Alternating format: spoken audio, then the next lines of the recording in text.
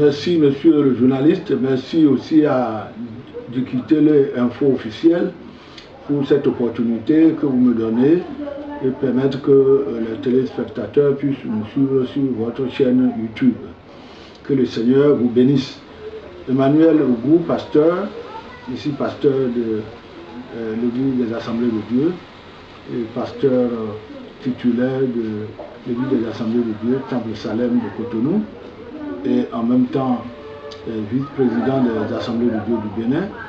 Le Seigneur m'a fait la grâce également d'être à la tête de la direction nationale de l'Alliance biblique du Bénin, où nous sommes au service de toutes les dénominations confondues.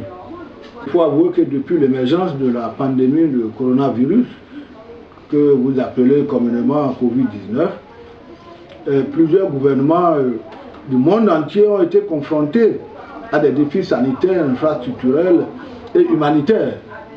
Au point même que nous pouvons demander qu'est-ce qui s'est passé pour qu'en un clin d'œil, le monde entier soit si ébranlé.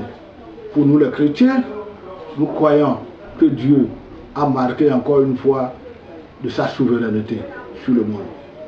Et ça nous interpelle. Ça interpelle que les chrétiens que nous sommes, nous puissions vraiment commencer par beaucoup réfléchir et montrer quand les gens doutent que le monde, quand est-ce que le monde peut prendre fin. Vous avez vu la preuve que ce qui se passe là ébranle tout. Nous sommes affectés mentalement, nous sommes affectés émotionnellement, psychologiquement, nous sommes affectés financièrement, nous sommes affectés même dans la gestion du travail, puisque la méthode du travail a complètement changé. Vous voyez, le monde entier est sous le régime de télétravail pratiquement, avec le port des masques par ici et par là. Moi, c'est une situation qui est triste, mais qui nous permet de revenir à Dieu. D'abord, vous savez, quand vous observez l'Église, le milieu chrétien avait tendance de croire que l'Église c'est le temple. Et quand les temples ont été fermés, mais ça a été un scandale dans le cœur. Parce qu'un chrétien qui est habitué toute sa vie à être au rendez-vous avec le Seigneur à l'église, qui subitement se retrouve dehors sous prétexte que avec la pandémie on doit pouvoir fermer les églises, il y a un bouleversement total. Et même à la reprise, donc vous comprenez que ce qui dérange le milieu chrétien, c'est la fraternité dans laquelle nous nous baignons, où nous devons nous saluer chaleureusement, nous devons nous saluer en nous embrassant, nous devons nous saluer en riant, tout ça en se tapant les épaules.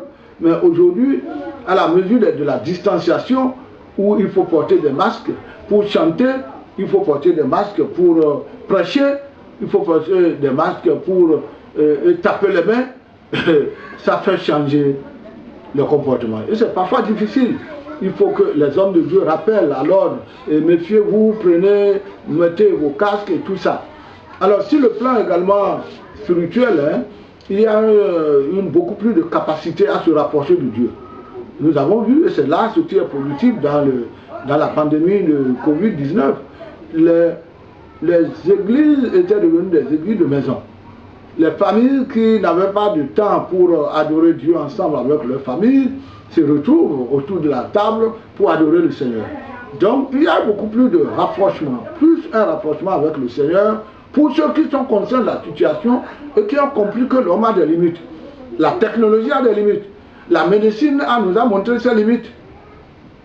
Et ce qui nous reste à faire, c'est de lever nos yeux vers le Seigneur. Cela a été positif, mais sur le plan financier, vous savez que l'Église a reçu aussi un coût. Les conditions du travail ont changé, les activités professionnelles ont reçu un coût et naturellement, l'Église a baissé le bras en matière de recettes. L'influence et le chèque, c'est au niveau de la rentabilité financière. Vous avez vu que la plupart de nos églises ont complètement chuté. Mais même l'adhésion, il y a des chrétiens qui jusque là ont toujours peur de s'infiltrer dans le groupe, de peur que, surtout ceux qui sont les personnes âgées, évitent toujours de venir à l'église et voir un peu qu'est-ce qui peut être le visage de la pandémie. Est-ce que ça croît en nombre, et de plus en plus au Bénin en particulier, vous voyez que ça ne nous donne pas l'espoir que les choses iront de mieux en mieux, puisque tous les jours, nous grimpons en nombre de personnes atteintes. En ces moments difficiles où la pandémie de Covid-19 se propage dans le monde entier, je voudrais assurer la population béninoise en général et la communauté chrétienne en particulier, et je les exhorte à garder la foi et à tourner leur regard vers le Seigneur Dieu. Continuons sans relâche de le supplier jusqu'à ce qu'il manifeste sa compassion au peuple béninois et à l'humanité tout entière. Je voudrais rappeler à votre mémoire un passage de Psaume 91 où le psalmiste disait « Celui qui demeure sous l'abri du Très-Haut repose à l'ombre du Tout-Puissant. Je dis à l'Éternel, mon refuge et ma forteresse, mon Dieu en qui je me confie. Car c'est lui qui te délivre du filet de l'oiseleur, de la peste et de ses ravages. Il te couvrira de ses plumes et tu trouveras un refuge sous ses ailes. Sa fidélité, un bouclier et une cuirasse. Tu ne craindras ni les terreurs de la nuit, ni la flèche qui vole de jour, ni la peste qui marche dans les ténèbres, ni la contagion qui frappe en plein midi. Que 1000 tombent à ton côté et 10 000 à ta droite, tu ne seras pas atteint. De tes yeux seulement, tu regarderas et tu verras la rétribution des méchants. Telle est la promesse du Seigneur pour son peuple. Et ayons confiance en cette promesse à temps et à contre-temps. C'est pour cela que nous vous invitons à respecter les mesures de sécurité sanitaire prises par les différents gouvernements en vue d'éviter la propagation dans notre pays en particulier et dans le monde en général. Je voudrais remercier Dikitele, Info Officielle, pour ce privilège que vous me donnez encore une fois de m'adresser au peuple de Dieu.